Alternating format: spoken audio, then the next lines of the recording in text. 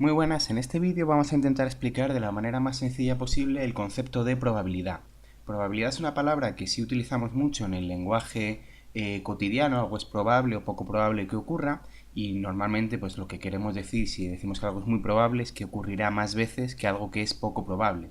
Pero cuando llegamos al terreno de las matemáticas, pues hay que definirlo de una manera un poco más rigurosa. Y hay dos maneras de definir la probabilidad. La primera sería definir la probabilidad de una manera experimental. Es decir, repitiendo muchas veces un experimento aleatorio del que no sabemos a priori el resultado y viendo la frecuencia, que vamos a llamar FR, de la que se repite ese suceso. Normalmente a los sucesos los llamamos por letras, las cosas que pueden suceder. Por ejemplo, yo soy muy mal a los dardos. Imaginaros que tiro a los dardos 120 veces y le doy a la diana pues 3 veces de esas 120.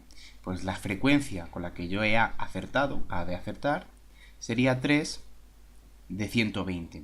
Y esa división me daría una aproximación a la cómo de probable es que yo acierte a los dados. Si yo hago esta división, 3 entre 120, eso es 0,025, o si lo multiplico por 100 para hablar de las probabilidades en porcentajes, una probabilidad del 2,5%, aunque normalmente las probabilidades en bachillerato las dejamos en tanto por uno.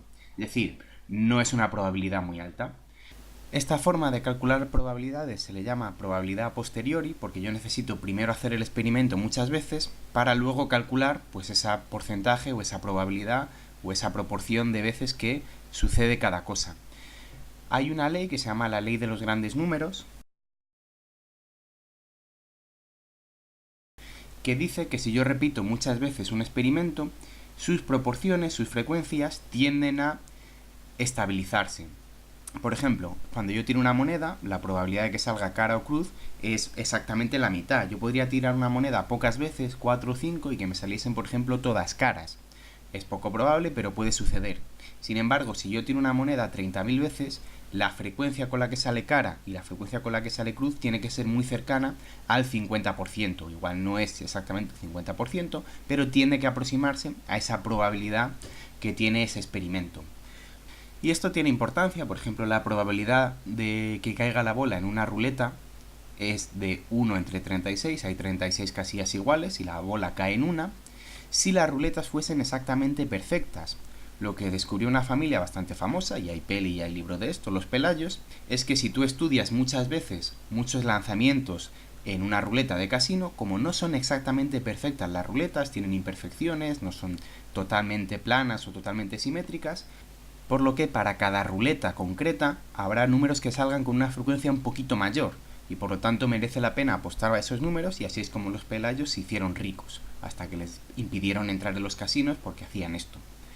La otra forma de definir la probabilidad no es experimental, se llama probabilidad a priori o probabilidad axiomática. Un axioma es algo que se considera en matemáticas que emana de la razón o que es tan lógico que no hace falta demostrarlo.